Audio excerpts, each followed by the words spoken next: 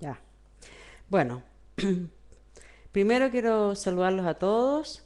Un gusto estar de nuevo con ustedes y quiero saludar a los que se incorporan a nuestro curso. Sabemos que han habido algunos problemas técnicos para que la gente pueda ingresar, pero ya lo hemos ido solucionando.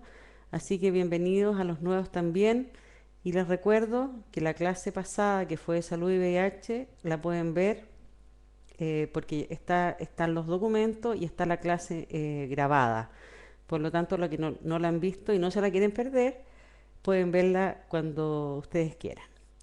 Ahora vamos a ver un tema, uso racional de medicamentos y adherencia. El tema de medicamentos, en realidad la Fundación nos ha preocupado desde el inicio, ha sido nuestro eje de trabajo. Desde los inicios significó la lucha en el acceso, ¿no es cierto? Todos sabemos lo que costó para tener acceso a las terapias antirretrovirales del VIH. Hasta ahora que hemos ido promocionando en todos estos años y estudiando el tema con los expertos de ir creando una cultura del medicamento. El medicamento tiene muchas connotaciones como vamos a ver ahora. No es solamente para que nosotros ingiramos esa pastilla que nos va a ayudar a nuestra salud. Hay un proceso anterior que es muy complejo y que quiero comentarlo con ustedes ahora. Entonces, vamos a partir con alguna definición. ¿Qué es lo que se entiende por uso racional de medicamentos? La OMS dice que un medicamento, la utilización de un medicamento para que sea racional tiene que cumplir con los siguientes requisitos. Una prescripción adecuada, una distribución oportuna y a un precio accesible, ese es un temazo, ¿no es cierto? Despacho en las condiciones debidas y administración en las dosis indicadas y durante el tiempo prescrito. Además, un medicamento tiene que ser eficaz, de calidad y seguridad comprobada. Esos términos de eficacia, calidad y seguridad lo vamos a definir más adelante. ¿Qué se entiende por eso? Se dice que el 70% de las enfermedades se trata con medicamento y solo el 30% con cirugía. Por lo tanto, los medicamentos son eficaces para la recuperación de la salud, pero tenemos que tener un consumo responsable, informado y justificado. Los estudios demuestran que hay un sobreuso de los medicamentos y también los laboratorios, como vamos a ver después, la industria farmacéutica produce más medicamentos a lo mejor de los que necesitamos. También tenemos que tener claro que el medicamento no es inocuo y puede producir efectos adversos. Por lo tanto, ingerir un medicamento siempre tendrá una consecuencia. Por un lado, que esperamos que haga un efecto terapéutico, pero también no podemos desconocer de que puede producir efectos adversos.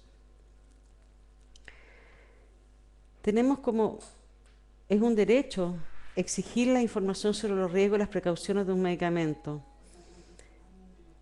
Y nosotros tenemos que ser usuarios responsables y conscientes al ingerirlo, y para eso tenemos que estar informados, saber cuando uno toma un medicamento qué efectos nos trae, cuáles son los efectos colaterales, cómo lo podemos manejar.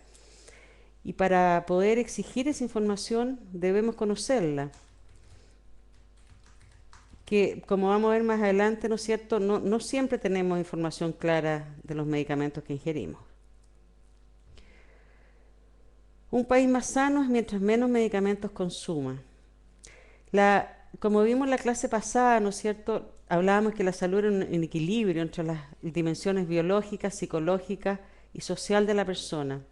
Y el medicamento es un medio eficaz para recuperar la salud, pero no es un fin en sí mismo, se debe consumir con responsabilidad y en la justa medida. Hablemos un poco de la política en medicamentos. Perdón, les sugiero que si quieren sigan la clase por la presentación que está arriba ya, en un Power, porque me preocupé de hacer algunos esquemas para que se entendieran estos temas que son de repente un poquito complejos. Eh, ¿Qué significa la política en medicamentos? En la política de medicamentos influyen muchos factores, ¿no es cierto? Por un lado están los factores políticos. Ustedes saben que las transnacionales, los medicamentos es un gran negocio. Dicen que después de las armas, el negocio que produce más ganancias. Por lo tanto, las transnacionales hacen mucho lobby de presión a los políticos para respetar las patentes y todos por sus intereses económicos, lo vamos a ver en detalle después. También tenemos razones, por supuesto, económicas. Eh, el tema de las patentes, los medicamentos, el tema de los intereses de la ganancia de los laboratorios, como ejemplo. También están los temas sociales, por supuesto que hay derecho a la salud, también hay derecho, ¿no es cierto?, en la equidad en el acceso, que también influyen en la política de medicamentos. También hay temas éticos, por ejemplo, que los medicamentos que a nosotros nos entregan o que adquirimos tienen que ser de calidad, de seguridad y tienen que actuar con eficacia. Y también hay temas culturales que eso nos compete a nosotros como usuarios, ¿no es cierto? Nuestra tendencia a la automedicación, nuestra tendencia, como vamos a ver después, ¿no es cierto?, a no respetar los tiempos de tratamiento, etcétera, etcétera. Entonces yo quería mencionar esto porque la política influyen muchos factores y hay muchos intereses involucrados. Y esto se refleja en el uso racional de medicamentos, porque estos intereses están en el actuar en la cadena que significa un medicamento, desde que se investiga la molécula hasta que se produce, se prescribe, se distribuye y hasta que llega a nosotros. Y a eso es lo que nosotros llamamos la cadena de comercialización, que ahí tenemos a los productores, que son los laboratorios.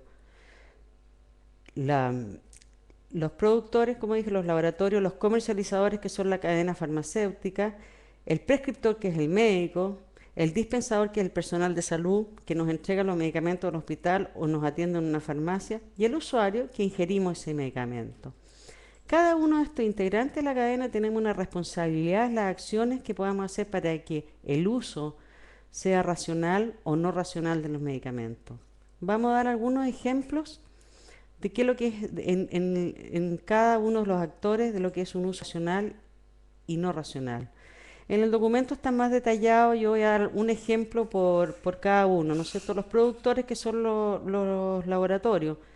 Lo no racional es que están los intereses comerciales por encima de los intereses de la salud. Muchas veces los laboratorios dirigen sus investigaciones de nuevas moléculas, de nuevos medicamentos, de acuerdo a sus intereses y no a la necesidad que plantea la OMS, ¿no es cierto?, de realmente tener medicamentos asequibles para las enfermedades prevalentes y esenciales. Una acción racional de los laboratorios que producen los medicamentos, ¿no sé, sería que estuvieran preocupados de realmente tener los medicamentos esenciales necesarios y fabricar los medicamentos genéricos necesarios. Los comercializadores, las cadenas farmacéuticas, bueno, ahí podríamos hablar todo el día de ese tema, ¿no es cierto? Las cadenas farmacéuticas son más bien puntos de venta que centros de salud. Es cosa de pensar en la colusión de las farmacias, en la guerra de precios. Uno va a una farmacia y aunque no necesita unos medicamentos, le ofrecen un combo que es más barato y de repente uno los compra porque, bueno, vale la pena porque está más barato, ¿no es cierto? Entonces prima un fin comercial y no el que debería primar, que la acción racional de la farmacia sería que fueran realmente centros de salud y que realmente primara los conceptos de salud pública y no de comerciales, donde estuviera la información necesaria, donde estuvieran todos los medicamentos genéricos a menor costo, ¿no es cierto?, para el usuario. Y después tenemos el prescriptor, el médico, que también tenemos muchas acciones no racionales y racionales, ¿no es cierto? Las no racionales, por ejemplo, en la formación de los médicos hay un tema con que ellos no tienen una formación tan eficiente en el tema de los medicamentos. Entonces ellos se guían más por lo que los dice el visitador médico, ¿no es cierto? Y lo otro también, que eso lo hemos vivido en carne propia, que los médicos, salvo por condición personal, pero no es la generalidad, que realmente nos hablen del medicamento que van a dar, los efectos adversos que tienen, las ventajas y las desventajas de medicamentos. ¿Qué es lo que sería un médico en acciones racionales? Justamente que se capacitara muy bien en el tema de los medicamentos, que diera recetas claras, con letra legible y que realmente nos indicara los efectos adversos y los beneficios de ese medicamento. También está el personal que atiende la farmacia, ya sea en un hospital o en una farmacia privada, ¿no es cierto? Donde también su misión sería poder reforzar las indicaciones de esa receta, de ese médico, lo que indicó ese médico. No siempre nos dan la información, tampoco nos hablan de las posibilidades del medicamento genérico al original que tiene menor costo. Una acción racional de la gente que atiende la farmacia es que realmente tuvieran una buena capacitación, porque la puede tener el químico farmacéutico, pero no los auxiliares de farmacia que atienden en la farmacia, ¿no es cierto? Y que nos se dieran el trabajo de dar una buena información al usuario del medicamento. Y por último, estamos los usuarios, ¿no es cierto? Los que consumimos el medicamento, que también tenemos acciones bastante no racionales, como son la automedicación, como que nos recomendó un remedio para el dolor de guata del vecino y lo tomamos sin mayor problema. Muchas veces estamos tomando antibióticos o otro medicamento y si nos sentimos bien dejamos de tomar las dosis que nos indicaron. Eh, en fin, podemos estar hablando muchas también de nuestro actuar no racional. Y yo creo que aquí es donde nosotros tenemos que poner el foco, porque son las conductas más inmediatas que nosotros podemos cambiar. Si nosotros tenemos conciencia de lo que significa tomar medicamentos para nuestra salud, y no solo conciencia para nuestra salud, sino que de los costos que significa, podemos ir cambiando nuestra actitud en relación a los medicamentos. Si nosotros fuéramos racionales en nuestro actuar con los medicamentos, no, no nos automedicaríamos, compraríamos en los lugares absolutamente autorizados, eh, le exigiríamos información al médico, ¿no es cierto?, sobre el medicamento que me van a dar y cuáles son los efectos que van a tener sobre mi persona, para poder decidir en forma informada si uno los quiere tomar o no. Entonces, por eso es la idea y hablamos nosotros de crear una cultura del medicamento, ¿no es cierto? Y en que todos los actores tienen una responsabilidad que nosotros, y que si nosotros conocemos el proceso de un medicamento, ¿no es cierto? Y la responsabilidad de cada uno, podemos exigir que eso se cumpla. Bueno, y en Chile en realidad el tema del medicamento no es ajeno a lo que pasa en otros lugares. El medicamento es más bien considerado una mercancía como cualquier otra que se comercializa. Eh, pero nosotros sabemos y lo tenemos claro que el medicamento no es una mercancía como cualquiera. El medicamento es un bien social, ¿no es cierto? Porque se define como el componente de un acto médico y salud y no solo de un bien de consumo. El fin de un medicamento se ha definido como el medio para prevenir una enfermedad y recuperar la salud o atenuar algún síntoma. Por lo tanto, es un bien esencial y que está para satisfacer nuestras necesidades esenciales de salud. Entonces, no se puede considerar un bien de consumo solamente. ¿Y cuáles son las dimensiones que hacen que un medicamento sea un bien social? El derecho a un acceso a medicamentos de calidad, seguro y eficaces, con una vigilancia estricta de los profesionales. Si bien sabemos, aquí nosotros no tenemos derecho a acceso a todos los medicamentos por los sistemas de salud en que estemos, ya sea el privado o el público.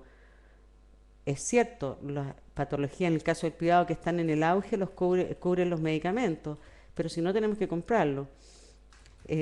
También es disponer de la cantidad de medicamentos según la necesidad y demanda de la población. Y promover las directrices de la OMS en que el uso de los medicamentos esenciales, o sea, que realmente se produzcan los medicamentos que son esenciales para la salud y los problemas de salud que tienen las personas, evitando la sobreoferta de medicamentos, que es algo, como comentaba, que se da mucho. También es importante asegurar que el medicamento llegue en forma oportuna al usuario. No puede ser que yo, porque no tenga dinero para comprar ese medicamento, no puede acceder a algo que lo necesito para mejorar mi salud. Por lo tanto, el Estado también tiene que preocuparse de garantizar el acceso a los usuarios de los medicamentos y a un precio alcanzable para la población. Nosotros sabemos lo que significa comprar, si tenemos que comprar los medicamentos, el costo que tienen. Y por otro lado, también el Estado se debería preocupar de asegurar una información oportuna, adecuada y veraz sobre los medicamentos para hacer una educación a la población, cosa que tampoco pasa mucho, ¿no es cierto? Entonces, si podemos resumir esto un poco del uso racional, ¿no es cierto? Antes de pasar al otro tema, podemos ver que hay una enormidad de factores que influyen en el uso racional, que hay muchos involucrados, como yo les decía, en esta cadena de comercialización, y que conociendo nuestros derechos realmente podremos exigirlo.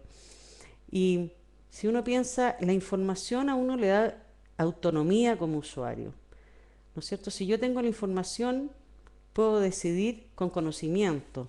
Y por otro lado, también nos hace corresponsable de nuestra salud, porque si yo sé lo que está pasando, yo también soy responsable de los pasos que doy para mejorar mi salud. Ahora quiero, después de dar este contexto general del uso racional de medicamentos, vamos a definir algunas cosas. Porque quiero ver el tema desde el ámbito del VIH-Sida. Y para entender el efecto de los medicamentos que hacen las terapias antirretrovirales, tenemos que definir algunos conceptos. Y nos preguntamos, por ejemplo, qué diferencia hay entre un medicamento general y uno genérico, original y uno genérico. ¿Por qué los medicamentos antirretrovirales deben ser originales o genéricos intercambiables? ¿Por qué existen diferencias de precios astronómicos en un medicamento original y en un medicamento genérico? Noticias que hemos estado escuchando en estos días, ¿no es cierto? Entonces quiero partir definiendo cómo se define un medicamento. Se habla que un medicamento es toda sustancia natural o química o mezcla de ella que se destina a la administración del hombre o animales con fines de curación, atenuación, de tratamiento, de prevención y diagnóstico de las enfermedades y sus síntomas. Hay que distinguir dos cosas. Cuando hablamos de droga o principio activo, se refiere a la sustancia que realiza el efecto terapéutico para lo cual fue creado. O sea, el principio activo droga es, por ejemplo, si a mí me están dando un antiinflamatorio, tiene que cumplir con la sustancia, tiene que cumplir con la función de desinflamar. Y cuando hablamos de medicamento, significa que estamos incluyendo la droga más los excipientes. ¿Qué son los excipientes? Son las sustancias que sirven para, que ayudan que el medicamento ingrese al torrente sanguíneo, por ejemplo, y se disuelva. Entonces, cuando hablamos de medicamento, es la droga o principio activo más los excipientes. Cuando hablamos de principio activo o droga, es la sustancia que realiza el efecto terapéutico. Socialmente, el medicamento se define como la conclusión del diagnóstico médico y de la esperanza de obtener salud por parte de las personas.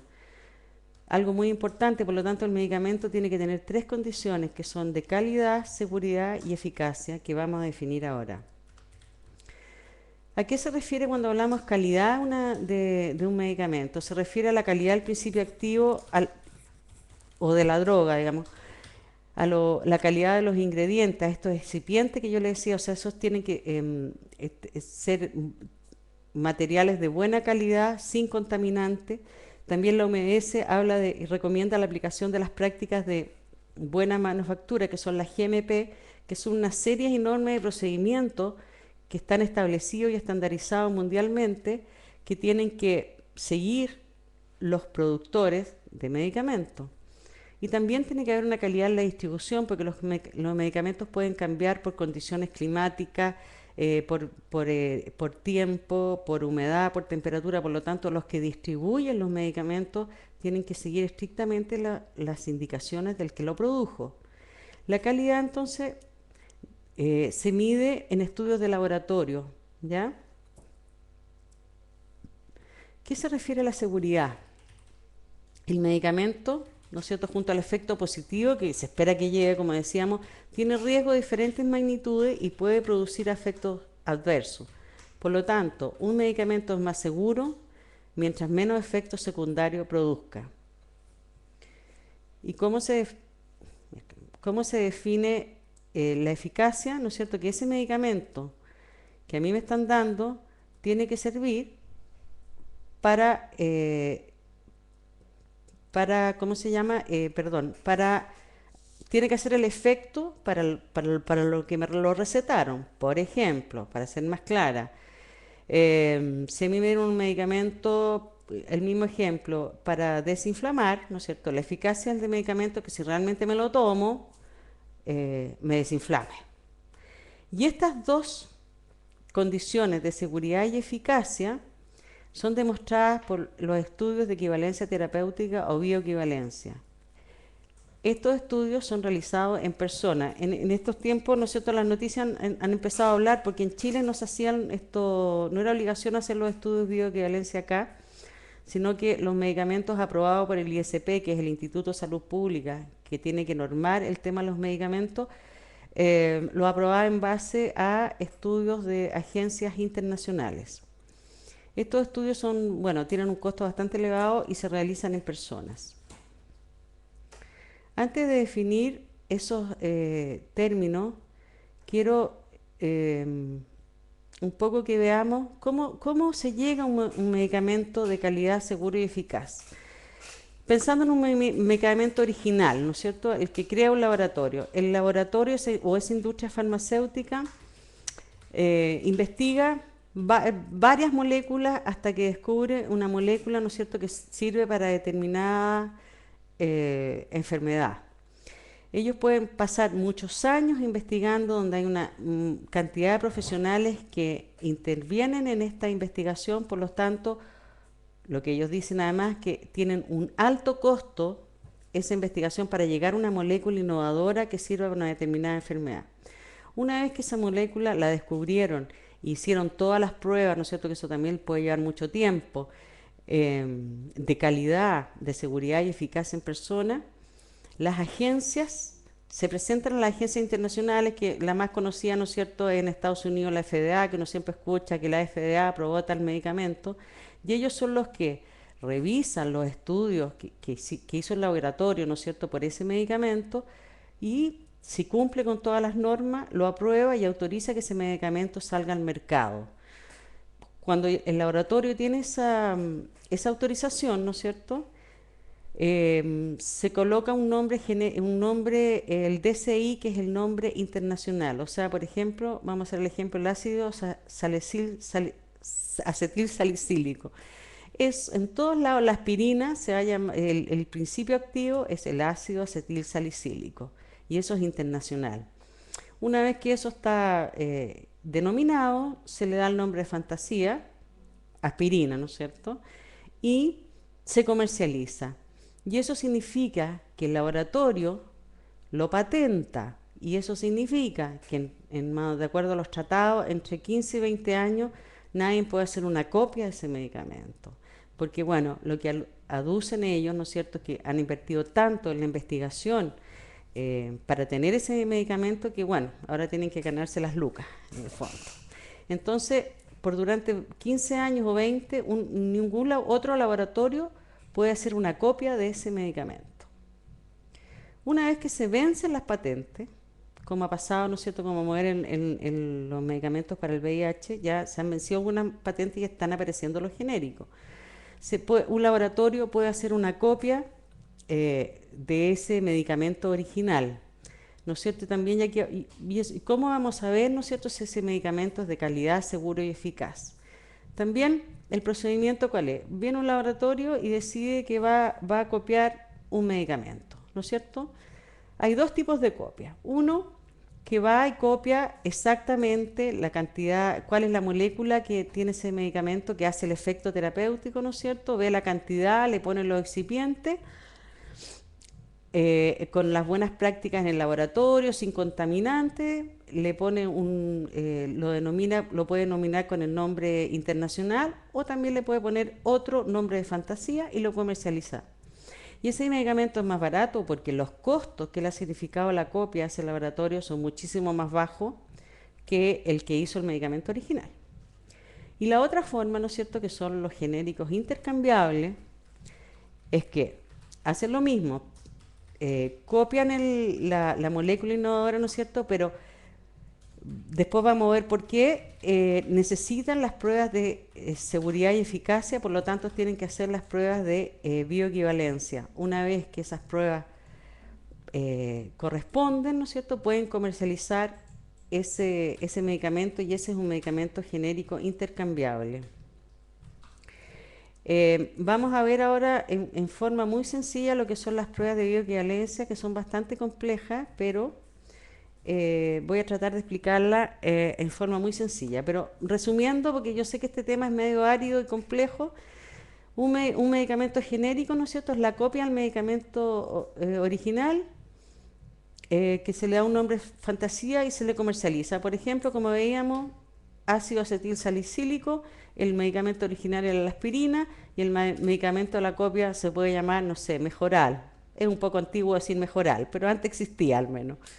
Entonces, ese medicamento genérico se comercializa como Mejoral, que es la aspirina del medicamento original. El medicamento con nombre genérico intercambiable es la copia del medicamento original, ¿no es cierto?, pero con los estudios de equivalencia terapéutica que acreditan la seguridad y la eficacia del medicamento original. ¿Qué significa eso? Es decir, que ese medicamento cumple con la misma acción terapéutica que el medicamento original. ¿Cuáles son esas pruebas de equivalencia terapéutica? Como les decía, que se realizan en personas, son la biodisponibilidad y la bioequivalencia. ¿Qué significa la biodisponibilidad? Es la medición que hacen entre la relación que existe entre la cantidad del medicamento ingerido y la velocidad con que llega al plasma sanguíneo para su efecto terapéutico. ¿Qué quiere decir eso? Que cuando nosotros nos tomamos un medicamento, ¿no es cierto?, entra una determinada cantidad a una velocidad determinada, y eso es lo que mide la biodisponibilidad, ¿no es cierto? Porque ese medicamento tiene que llegar a tener una concentración máxima para que haga el efecto terapéutico. Si pasa esa concentración máxima, puede ser tóxico o no ser el efecto deseado.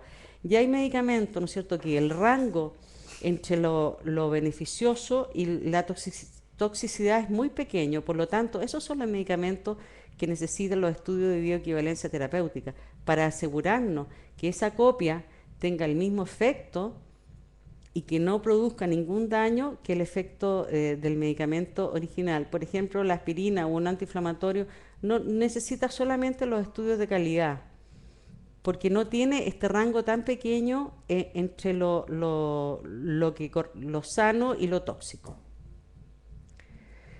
¿Y qué es lo que es la bioequivalencia? Se define como textualmente, después lo explicamos, ¿no es cierto? Dos productos farmacéuticos son bioequivalentes si luego de la administración de la misma dosis son similares en sus efectos con respecto a la eficacia y seguridad.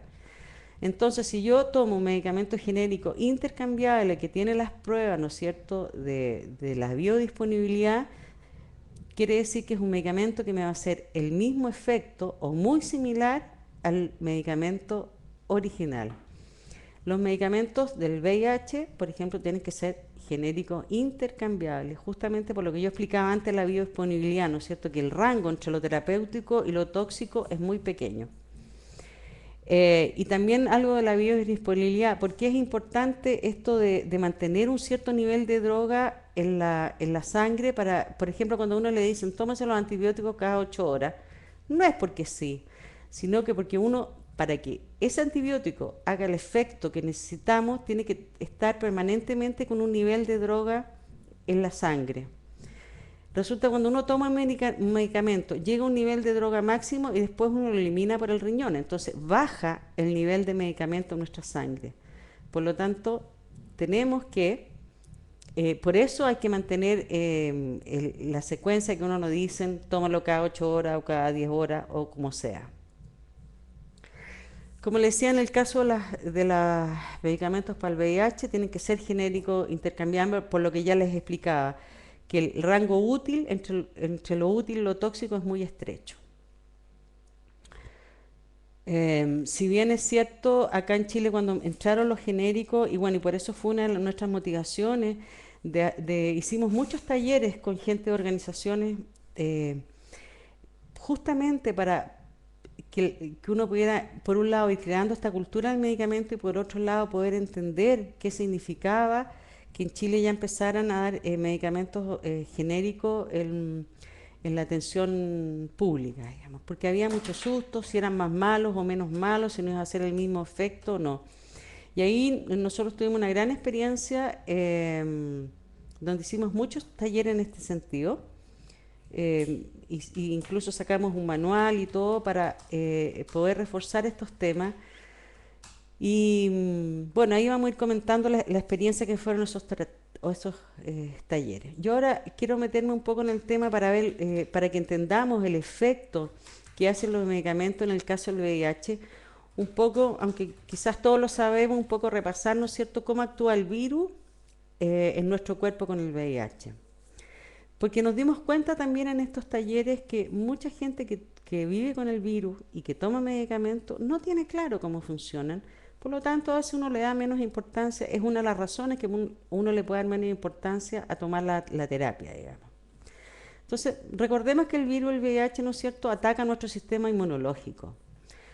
Y ataca específicamente a las células TCD4, ¿no es cierto?, que son justamente las encargadas de organizar el sistema de defensa de nuestro organismo. Son como el director de orquesta del sistema inmunológico, ¿no es cierto? Cuando entra un agente invasor, ya sea un virus, una bacteria, y cruza la barrera de la piel, ¿no es cierto?, el sistema inmunológico empieza a organizar todo un sistema que es muy complejo para defendernos de este agente invasor y crear el anticuerpo necesario para poder defendernos de esa infección. Y justamente el virus, lamentablemente, ataca a los linfocitos TCD4, que es este director de orquesta, y le cambia la carga genética y le dice, en términos, yo lo estoy simplificando al máximo, ¿no es cierto?, en términos muy sencillos le dice, ahora tú te vas a preocupar de producir virus y no defensas contra el organismo. Entonces los TCD4, en vez de cumplir su defensa, de crear anticuerpos contra los virus que ingresan en nuestro organismo, se convierte en una fábrica de virus, de VIH. Entonces, ¿qué pasa? El sistema inmunológico queda deprimido y como está, su función está en producir virus para el VIH, no es capaz de defender contra otras infecciones, ¿no es cierto?, o virus que pueden ingresar a nuestro organismo. Y ahí estamos cuando aparecen las enfermedades oportunistas, porque no tenemos un sistema inmunológico que esté cumpliendo su función de defendernos contra los agentes externos. Por lo tanto, ¿qué hacen los medicamentos antirretrovirales y por qué es la combinación de 3 medicamentos? Porque cada uno actúa en algún nivel del proceso de la replicación del virus. Esto, como le digo, es llevado, el ciclo del virus es bien complejo, es llevado como para que entendamos el concepto de manera muy sencilla, ¿no es cierto? Esos 3 medicamentos actúan en las diferentes etapas de replicación del virus. Por lo tanto, cuando yo me tomo la terapia antirretroviral, estoy tratando de detener el proceso de que se sigan reproduciendo el virus del VIH. Por eso, los resultados que se ven, ¿no es cierto?, cuando la persona empieza a tomar la terapia en el mediano plazo, que sus CD4 empiezan a subir, por lo tanto empiezan a cumplir la función que les corresponde y la carga viral empieza a bajar. Por lo tanto, ahí nuevamente yo restablezco que mi sistema inmunológico está preparado para defendernos de cualquier infección que entre en nuestro organismo. Cuando uno ingiere medicamento, entran al torrente sanguíneo y son destruidas las partes del cuerpo que sea necesario, ¿no es cierto? Después el hígado lo metaboliza y se elimina por los riñones. Entonces, al ser eliminado por los riñones, disminuye la cantidad de medicamento en nuestro cuerpo. Entonces, si bien es cierto, muchos factores influyen en la eficacia de las terapias antirretrovirales, pero quizás el más importante es el cumplimiento del tratamiento indicado. Porque si yo me salto una dosis o tomo una dosis incompleta, mis niveles de medicamento bajan. Por lo tanto, si no hay suficiente nivel de medicina en mi cuerpo, estoy abriéndole la puerta para que el virus se siga replicando. Bueno, y esto nos hace hablar de un tema que yo creo que es súper importante, que es la adherencia. Eh, que sabemos que ha sido un tema complicado, que no es fácil, no solo en el VIH, sino que en las enfermedades crónicas, que son de largo aliento, ¿no es cierto?, ser adherente y mantener en el tiempo una adherencia a los tratamientos. No hay consenso, una definición única de adherencia, pero sí hay algo universalmente aceptado eh, que habla de que al menos los diferentes enfoques en la adherencia incluyen el concepto que es un compromiso activo y voluntario del usuario en su tratamiento. Bueno, ¿cómo lo define la OMS? La Organización Mundial de la Salud la define como el grado en que el comportamiento de una persona se ajusta a tomar los medicamentos, sigue un régimen alimentario y ejecuta los cambios de modo de vida que corresponden con las recomendaciones acordadas de un prestador de salud. El Ministerio de Salud de Chile la define como el compromiso activo de una persona en el inicio y mantención de un tratamiento y controles de salud asociados.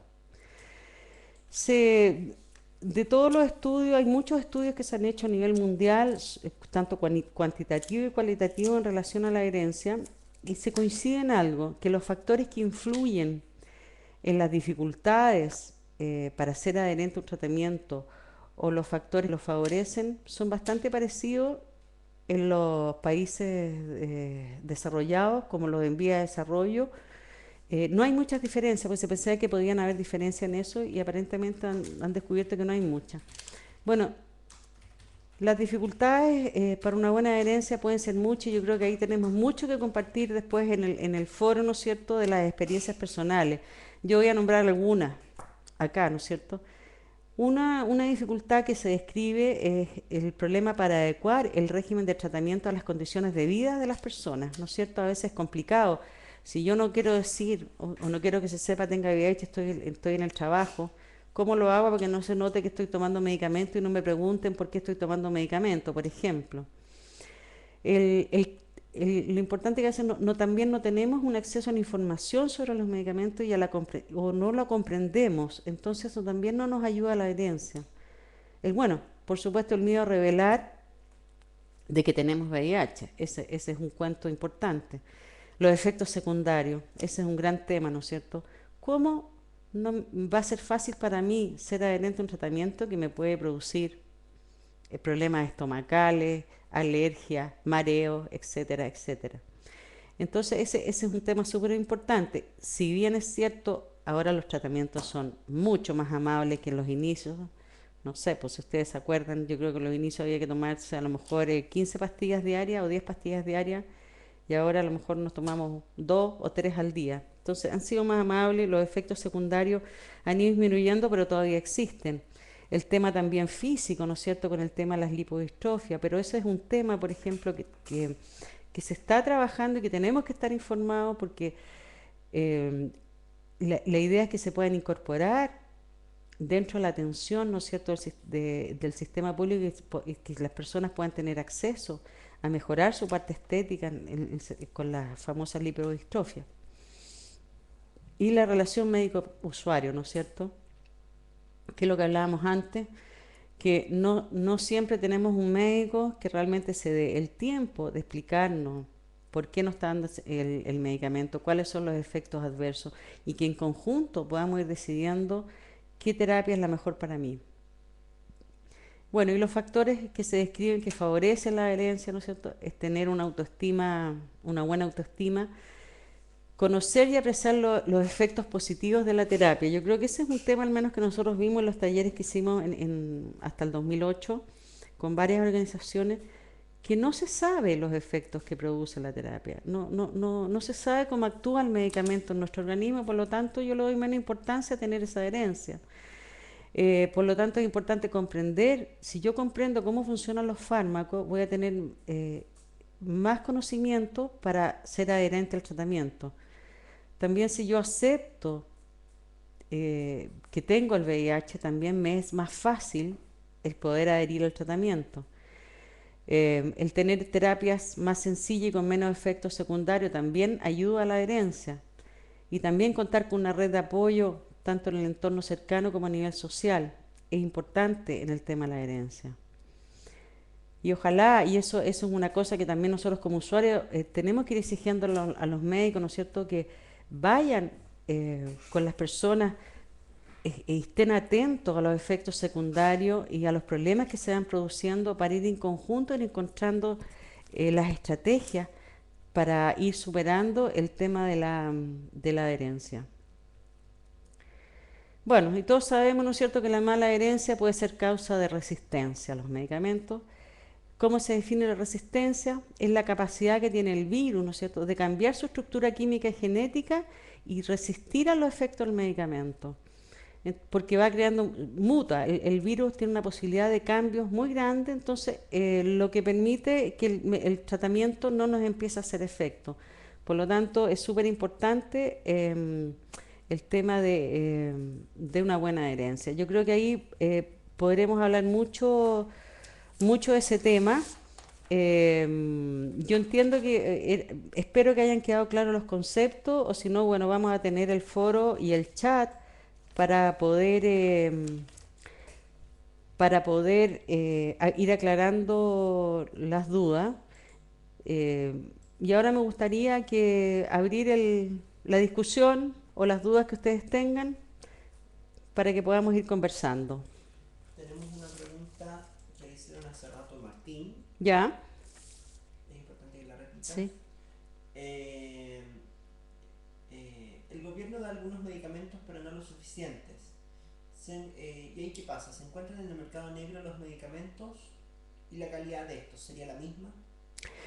Martín pregunta que el gobierno dice dar los medicamentos, me imagino que está hablando de los medicamentos antirretrovirales, pero no lo suficiente, y que se encuentran en el mercado negro y si esas tienen la misma calidad. Bueno, ese es un gran tema, el tema del mercado negro, porque como yo tengo la certeza de que esos medicamentos tienen la calidad, no lo puedo saber si no lo compro en un lugar establecido que me asegura de que cumple con los requerimientos de la calidad.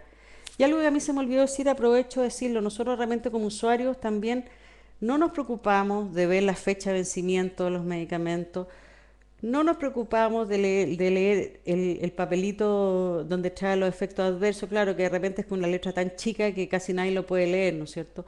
Pero en realidad si uno compra en el mercado negro no podemos tener seguridad que esos medicamentos estén en buen estado, porque no sabemos si estuvieron expuestos a las condiciones físicas, digamos, que los pueden alterar también. Javiera nos pregunta lo siguiente. Javiera Gómez nos pregunta: ¿el tratamiento retroviral es para toda la vida o solo cuando enfermo? Porque una amiga me dijo que solo lo tomaba cuando se sentía mal. Ya, Javiera pregunta si el tratamiento antirretroviral es para toda la vida o solo cuando esté enferma, que una amiga le comentaba que solo lo tomaba cuando se sentía mal. Como yo le expliqué, el ciclo del virus, ¿no es cierto?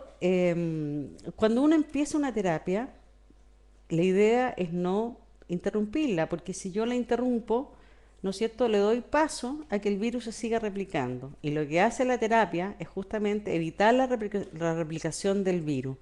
Ahora, hay diferentes corrientes en eso y hay médicos que interrumpen la terapia si una persona que ya lleva años tomando, que se mantiene en buenos niveles su carga, su CD4, su defensa, ¿no es cierto? Y su carga viral indetectable puede ser que interrumpan la terapia por un tiempo con controles periódicos y cuando nuevamente comienzan a bajar los CD4 vuelven a tomar la terapia. Pero eso fue una moda un tiempo que parece que ahora ya no está tan en boga y lo que se habla, ¿no es cierto? Y lo que es importante es si uno empieza a tomar la terapia, no la puede interrumpir. Javiera pregunta, también hizo una pregunta después: ¿una ¿Ya? persona puede ser intolerante al tratamiento o todos lo aceptan de la misma forma? Javiera pregunta si una persona puede ser intolerante al tratamiento o todos lo aceptan en la misma forma. No, porque cada organismo, todos somos distintos, nuestros organismos reaccionan distinto. Entonces, a lo mejor una persona toma un medicamento que no le produce ningún efecto adverso y otra persona toma ese mismo medicamento y sí le produce efecto adverso. Por eso ahí es súper importante la comunicación con el médico, porque hay diferentes posibilidades de terapias antirretrovirales. Afortunadamente hay una gama bastante amplia de posibilidades. Por lo tanto, si a alguien no le está resultando o porque por los efectos colaterales tiene la posibilidad de cambiar la terapia. Por lo tanto, ahí yo insisto, súper importante la comunicación con el médico. Michelle o Michael Díaz pregunta, una de las dificultades en la adecuada adherencia a los tratamientos tiene que ver con la alimentación, ya que algunos hacen mejor efecto si te toman con comida y otros con efectos que se ven disminuidos si se toman las comidas. ¿Eso es tan efectivo? Michael pregunta que dice que uno de los efectos en la adherencia, ¿no es cierto?, es el tema de la alimentación. Si uno se toma el medicamento con determinados medicamentos o con medicamento o en ayuna, etcétera, etcétera, él está preguntando si es tan efectivo. Bueno, justamente el módulo que sigue, en la próxima clase vamos a hablar de nutrición y VIH. El tema de la alimentación es importante en los medicamentos, y no solo en el tema del VIH, sino que en general los medicamentos los alimentos que ingerimos. Muchas veces se dice, por ejemplo, tomar los medicamentos con alcohol. O gente que prefiere no tomarlo el fin de semana para poder tomar alcohol. Hay medicamentos que hay que tomarlo sin alimento, sin haber ingerido alimento recién y otros que sí. Entonces ese tema lo vamos a ver en detalle en la próxima clase. Aquí empezaron a hablar sobre los medicamentos, el precio y el mercado negro. Y Víctor pregunta, ¿se requerirá generar espacios desde las organizaciones para suplir esta carencia? Víctor, ¿me puedes especificar la pregunta? Víctor está preguntando, ¿la puedes repetir, perdón? ¿Se requerirá generar espacios desde las organizaciones para suplir esa carencia? La carencia de los medicamentos del mercado negro. De los medicamentos y la existencia del mercado negro. Ah, Víctor pregunta si es necesario, ¿no es cierto?, la participación de la sociedad civil para crear espacios, lo que yo entiendo, crear estos espacios de discusión que eviten el tema del mercado negro. ¿Es así, Víctor, lo que estás preguntando? Vamos a esperar a A Víctor. ver, porque no me queda tan clara la Es por la pregunta. falta de acompañamiento en el proceso de adherencia, Bueno, sí, eso es súper... no por el mercado negro. Ok. No, totalmente de acuerdo que esos espacios son súper importantes. Porque vuelvo a lo que estaba hablando en la clase, ¿no es cierto? Si nosotros estamos informados de cómo actúan los medicamentos y de los efectos que hacen, por supuesto que vamos a tener muchas más posibilidades de una buena herencia. Y es muy importante muchas veces el poder estar acompañado en ese proceso. Marcos de Temuco pregunta, ¿por qué el ministro de Salud dijo que las personas mueren de SIDA? Según lo que entiendo yo, no mueren por SIDA, sino por las enfermedades oportunistas, solo el VIH abre la puerta nomás. Marco de Temuco pregunta que por qué el ministro de Salud dijo que la gente muere de SIDA, sino que él dice la gente muere por las enfermedades oportunistas y el virus es una puerta de entrada. Es que cuando uno habla de partida, bueno, yo diría primero, ojalá ahora nadie tendría que morirse de VIH. Con las terapias que hay ahora, si uno tiene el acceso y se cuida bien, no tiene por qué morirse de VIH. El VIH pasa a ser una enfermedad crónica. Es cierto que cuando uno tiene una enfermedad oportunista, ¿no es cierto? Puedes entrar en la etapa de SIDA, ¿no es cierto? Y depende, pero también uno puede salir de esa etapa de SIDA si toma la terapia adecuada y vuelves a tener a solo vivir con el VIH y no estar en la etapa de SIDA. Víctor retoma la pregunta anterior que hizo sobre las organizaciones.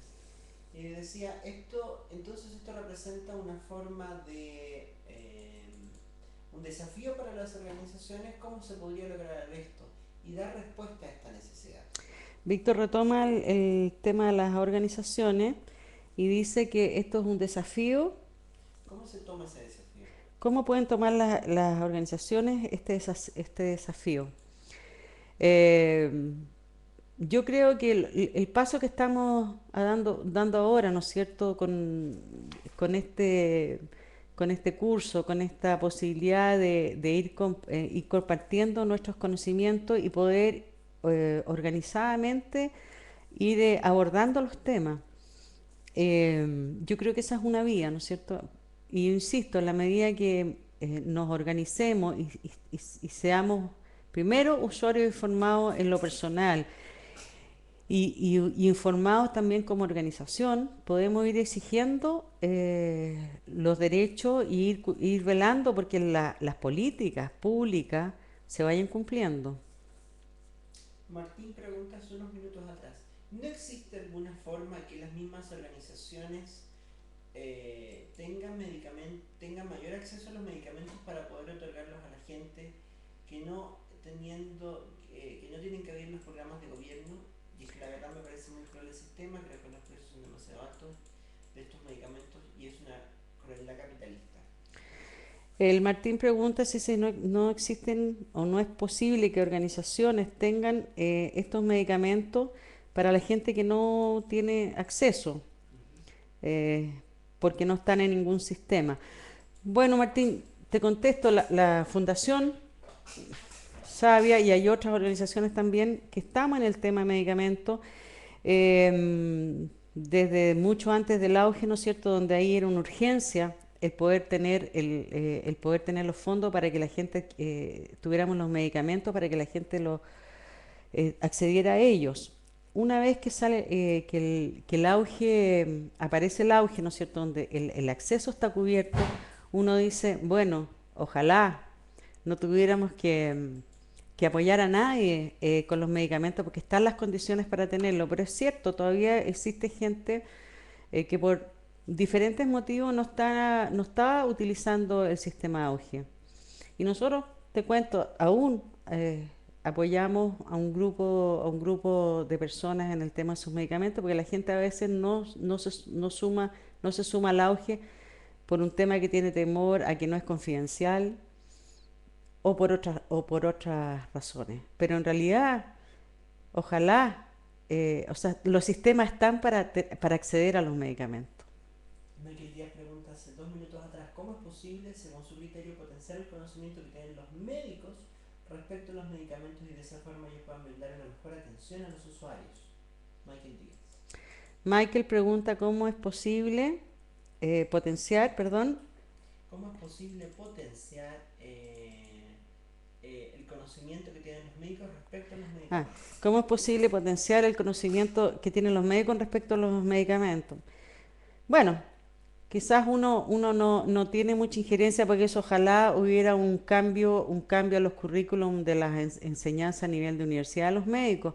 Pero sí yo siento que si nosotros como usuarios podemos ir exigiéndole a los médicos mayor información eh, y cuestionamos más, ¿no es cierto?, las terapias que nos dan, quizás podemos ir infiriendo o influyendo en que esas cosas vayan cambiando.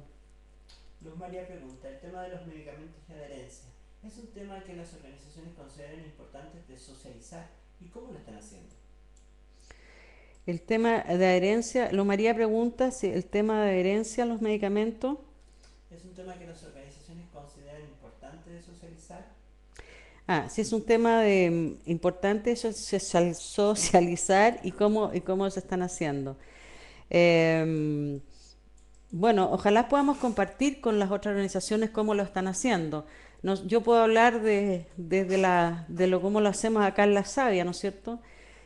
Como fundación, como yo les decía, por muchos años quisimos acercar el lenguaje este medio complejo de los expertos al ciudadano común y trabajamos junto con los expertos e hicimos un gran trabajo con el Colegio de Químicos para poder desarrollar estos talleres y darlos a diferentes organizaciones justamente para ir informando y empoderando a la gente sobre el tema de medicamentos. Y para nosotros fue una súper experiencia en realidad estos talleres, donde las mismas personas que asistieron a los talleres nos manifestaron, por ejemplo, la importancia de haber entendido de cómo actuaba el virus y cuál era el efecto de los medicamentos. Entonces yo creo que esa es un tema que a nosotros nos interesa mucho y ojalá hubiéramos muchos observadores dentro de Chile, ¿no es cierto?, en que podamos estar observando cómo se, cómo se están llevando las políticas en relación a los medicamentos, cuáles son los problemas que nos encontramos, porque sí hay problemas y eso no lo podemos desconocer. Justamente, y por un lado, porque se trata de nuestra salud, ¿no es cierto? Y los medicamentos son un beneficio para nosotros y porque también tienen un costo alto, que no es menor, ¿no es cierto? O sea, recordémonos lo que significaba no tener las triterapias en el auge y muy pocas personas, ¿no es cierto?, podían acceder a tener 500 o 600 mil pesos para tener su terapia. Pues María, creo que esta es la última pregunta, pero aquí yo voy a hacer un resumen de varias preguntas que se han dado en el chat, porque se Ok. dio un circuito de varias preguntas. La primera pregunta tiene que confirmar el auge, la cobertura de auge es para el 100% de los medicamentos.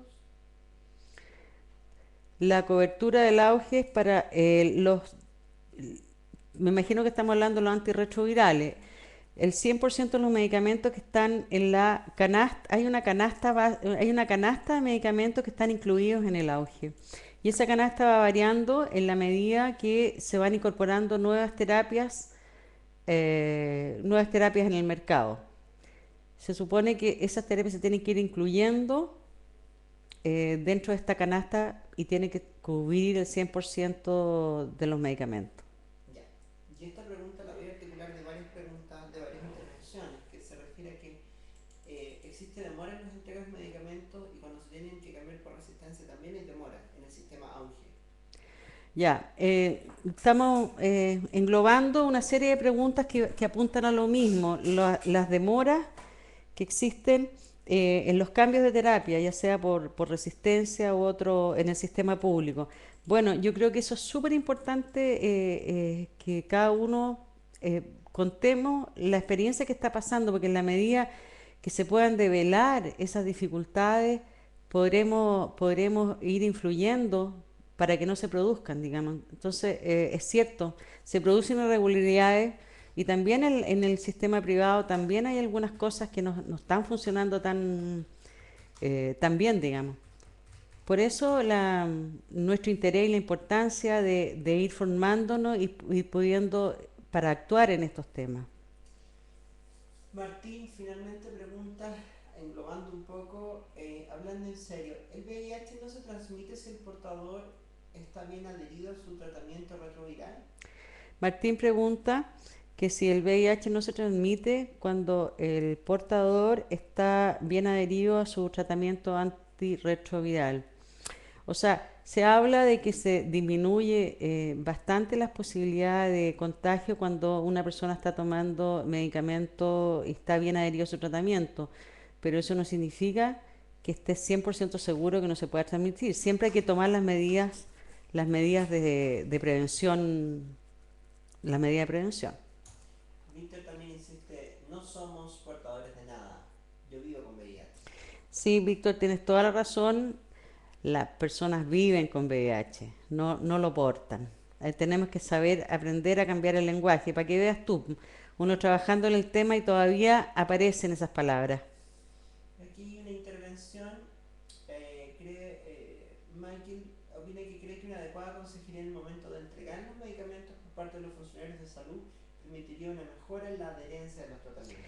Michael dice, ¿no es cierto?, un comentario que una adecuada consejería cuando se entregan los medicamentos del personal de salud ayudaría a una buena adherencia, pero por supuesto, totalmente de acuerdo contigo, Michael. Uno de los problemas, ¿no es cierto?, es la falta de información y que el personal que entrega los medicamentos o el médico no se da los tiempos para justamente dar esa información adecuada sobre el uso de los medicamentos.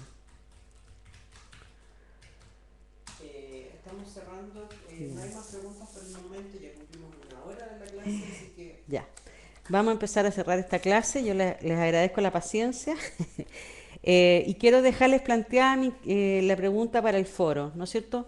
Yo creo que una de las cosas interesantes que podamos compartir, y sobre todo no desde lo teórico, sino que de nuestra experiencia a nivel personal y a nivel de las organizaciones que estamos, es el tema de la adherencia. Por eso mi pregunta, que va a estar escrita desde mañana, ¿no es cierto? ¿Qué cosas dificultan el compromiso de las personas para el seguimiento de sus tratamientos? ¿Qué es lo que hemos vivido como usuarios, ¿no es cierto? Si estamos tomando la terapia antirretroviral o otra terapia que nos impide esta adherencia a los tratamientos, o qué hemos visto en nuestras organizaciones, cuáles son los problemas más comunes y más importantes para las personas. Y a eso los quiero invitar, de que participemos en el foro para poder compartir esas experiencias. Como les digo, desde mañana ya va a estar la pregunta arriba, es la una página. pequeña pregunta para que no se quede en el tintero, ¿no? En el caso de los niños hay algunos medicamentos que se pueden tomar porque son muy amargos y los niños los rechazan. ¿Hay algún adelanto en esa área? Preguntan si que en el caso de los niños, esta es la última pregunta, el caso de los niños, que hay medicamentos que son malos de sabor de tomar, si hay alguna avance en esa área.